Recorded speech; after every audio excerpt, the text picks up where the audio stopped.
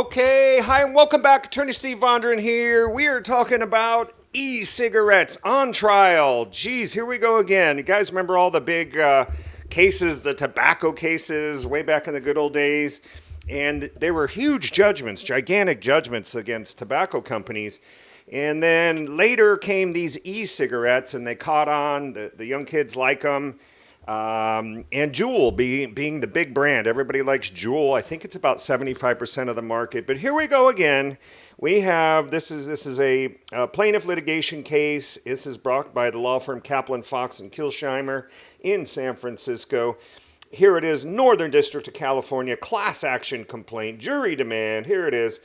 And here you have an individual and others similarly situated. If you don't know what a class action is, Google Attorney Steve Class Action. I did a video on this a while back.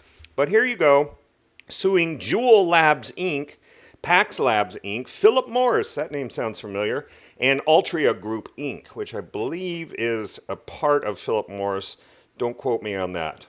All right, so here we have it. I'm going to try to roll through this, and basically it's about deceptive marketing to kids. And let's take a look. Let's take a look.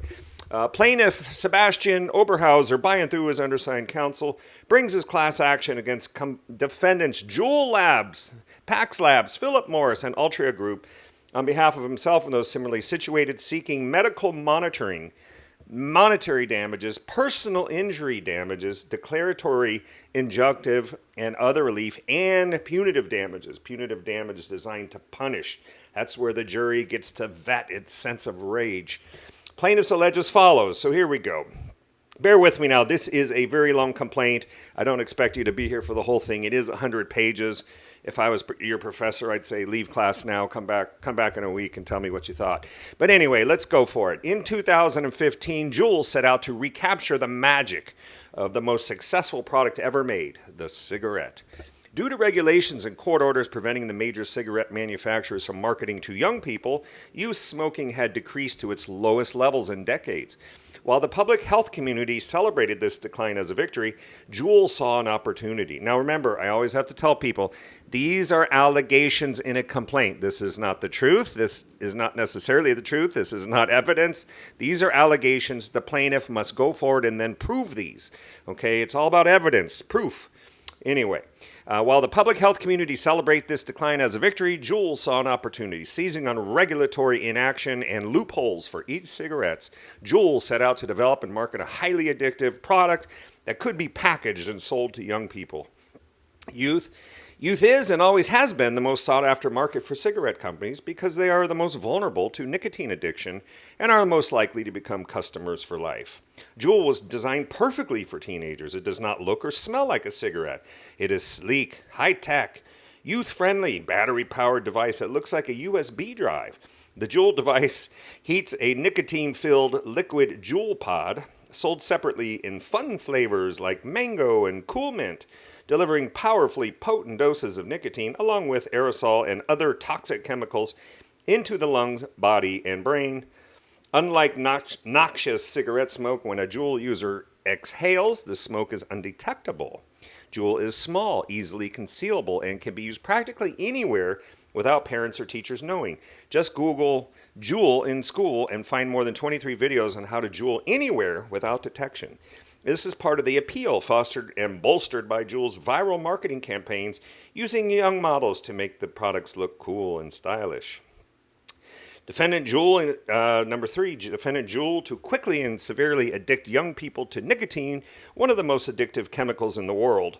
By studying cigarette industry archives, JUUL learned how to manipulate the nicotine in its products to maximize addictiveness.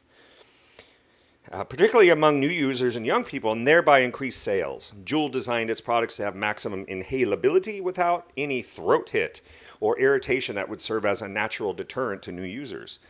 The sole purpose of this design element was to initiate new smokers, since those who already smoke cigarettes are tolerant to the throat hit sensation and associate with it smoking and nicotine satisfaction. At the same time, JUUL designed its devices to deliver substantially higher concentrations of nicotine per puff than traditional cigarettes and most other e-cigarettes. This combination of ease of inhalation and high nicotine delivery makes JUUL both powerfully addictive and dangerous. Number 4, nicotine is particularly dangerous to young people whose brains are still developing through the mid-20s. Nicotine is addictive. Nicotine is not only addictive to developing adolescent brains, but it results in long-term nicotine addiction. Addiction to nicotine results in an increased risk of heart and lung disease and stroke, changes in brain functionality that lead to increased susceptibility to anxiety, depression, and other addictions, decreased functionality of the endocrine system, heightened risk of cancer, and negative effects on fertility. Are you kids reading all this? Tell your friends about all this. Again, these are allegations, okay? As one of the San Francisco engineers who invented the JUUL e-cigarette stated, we don't think a lot about addiction here because we're not trying to design a cessation product at all. Anything about health is not on our mind. 5, the United States Surgeon General has concluded that e-cigarettes, including JUUL, are not safe for anyone under the age of 26. Okay, you have some quotes and links down here, so you can go verify these claims. 6, even e-cigarettes are unsafe for anyone under 26. JUUL heavily promoted its products to young people. Following the wildly successful playbook laid out in historic cigarette industry documents, defendants leveraged social media and utilized other marketing and promotion tactics long outlawed for cigarette companies to capture the highly lucrative youth market. JUUL preyed on youth using medium and themes that exploit teenagers' vulnerabilities to create and sustain nicotine addiction, all for financial gain and without giving any kids warning about the serious risks of addiction, stroke, and other permanent injuries. 7, at the time plaintiff Sebastian Oberhauser used JUUL, none of JUUL's advertising, marketing, promotion, packaging, or website disclosed any of the health effects and risks that JUUL knew or should have known would occur from the use of its products. These risks include severe nicotine addiction, significant increases in blood pressure, vascular damage, increased risk of stroke, heart attacks, and other cardiovascular injuries, permanent brain changes, mood disorders, heightened risk of cancer, seizures, and other harms. JUUL never disclosed that its products were unsafe for anyone under 26. Instead, the imaging, advertising, promotion, packaging, and overall marketing represented the product as safe, fun, and not harmful. As one of the JUUL founders has said, we don't think a lot about addiction here because we're not trying to we just said that. JUUL's design, manufacturing, marketing, distribution of this product has proven this statement to be true. 15. Defendant Philip Morris USA is a wholly owned subsidiary of Altria. So Philip Morris is also a Virginia corporation that has its principal place of business in Richmond, Virginia. Philip Morris is engaged in the manufacture and sale of e-cigarettes in the U.S. Philip Morris is the largest cigarette company in the U.S.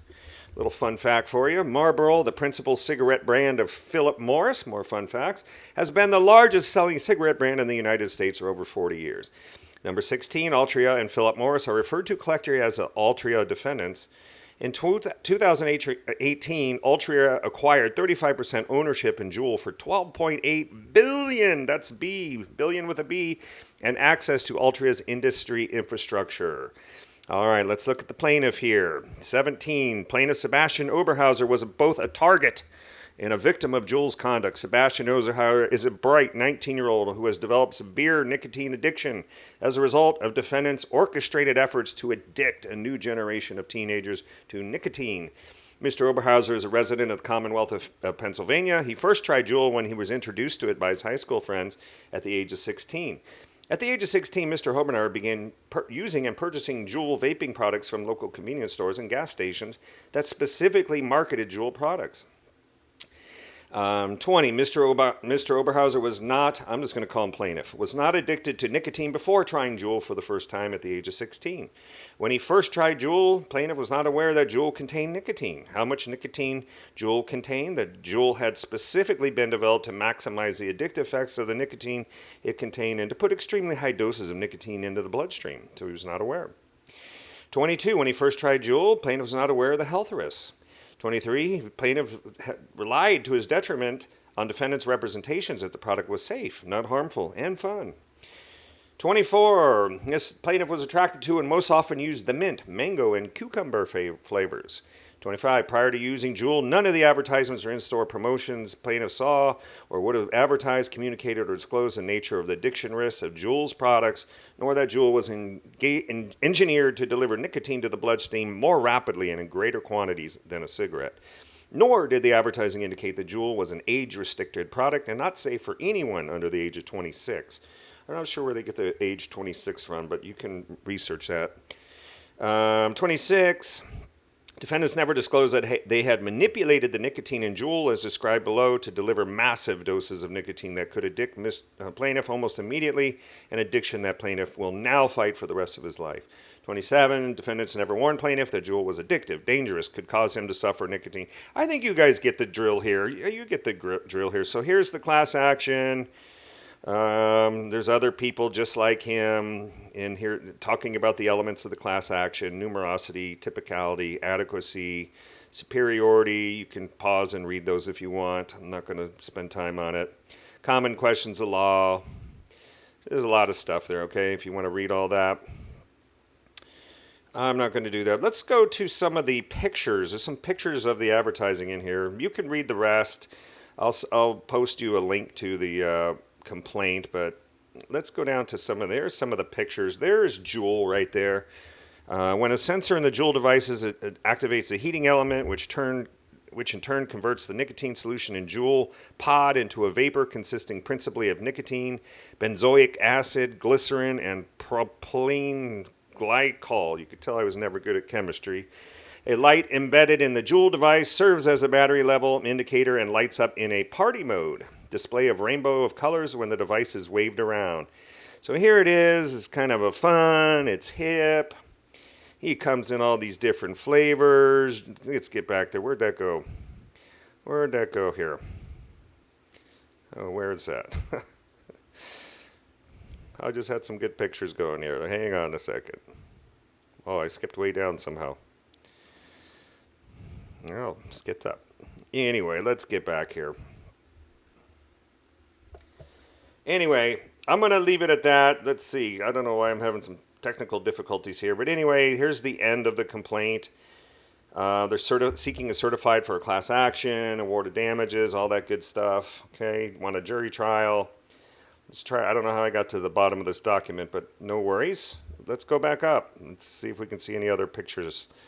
I like when you get pictures in a complaint. So let's go back up here. As you can see, a ton of allegations. Breach of implied warranties, one of the counts. Breach of express warranty. Strict liability, a manufacturing defect. This is like products liability case. Intentional misrepresentation. What else we have? Conspiracy to commit fraud. That means you have to prove that they intended to defraud people. That's not going to be an easy one. Count 5, fraud. Conspiracy is parties getting together, agreeing to it. Negligence, wanton and willful conduct. And what else do we have here? Hang with me. Negligence and gross negligence. Strict products liability, failure to adequately warn of the dangers. That's something I believe we saw in the tobacco litigation.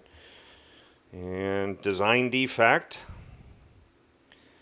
And I think that's about it. So let me see if there's anything else here. And give me a second, I'll hit the pictures and we'll get out of here, okay? All right, anything else here? Ton of pages. I mean, I've never seen it. It's one of the longest complaints I've seen, 100 pages. So here it is, and it's marketing. There it is, marketing box there. I think anyone who's purchased probably knows that. Kind of cool, hip design. New year, new you. Make the switch. Make the switch. New you. JUUL pod. So I don't know. I don't see anything in there specifically saying, "Hey kids, this is if you're under 26, this is a great product for you." But let's see. JUUL posted Katy Perry holding a JUUL at the January 2016 Golden Globe. So she's an adult. Two adults enjoying it. What else? Read up on what our featured chefs created to pair with our pod flavors. So pairing foods with pod flavors. Okay, Save Room campaign. That's interesting. And I don't know if there's much more here. Let's just take a look. One small, you got some coffee. Goes well with the coffee, apparently. And anything else? Just some more social media stuff. It's here, JUUL. There's a couple. They look a little bit younger, but I don't know who's putting out these ads, so hard to say. Hard to say, but that's what's going on. We got class action. We got it. This is not the only one, by the way. There's lots of lawsuits being filed. One person that was quoted said there's going to be hundreds and hundreds and hundreds of these lawsuits. So we'll see. We'll keep an eye on them. If any big cases come out, we'll let you know about it. But for now, this is what you got, and we'll see. This is going to be, you know, things are sometimes easy to allege and hard to prove. So we'll see what happens. Now, this one kind of looks a little bit younger to me, but we'll see. Could be a question of fact in the lawsuit. It means a question for the jury. Maybe never fell in love. There's Marlboro. So I don't know. What do you guys think? What do you guys think? So if you have any nice comments, leave your nice comments. We don't like the ones that go off the board here, but post your comments and we'll see if we can get people talking about this and what they think. Are you assuming the risk on your own? Should they have a duty to disclose things to you? Is this going to be just like the tobacco litigation? Remember these ads of old? You can see some of these. Or what? So lots of stuff here, but anyway, that's the complaint. This one is, in particular, you got the case number up there. This is filed in the Northern District of California in the Bay Area, so I will keep you guys posted on that. That's going to be about it for today. Thank you for watching. I got to get back to work, but this came across my radar and thought I would show it to you. So have a great day. Got to run. If you like this channel, make sure to subscribe. Not too many lawyers showing you this stuff. And again, this is general legal information only, not legal advice. These are allegations only, and that's about it, okay? Have a great day. Carpe diem. Seize the day.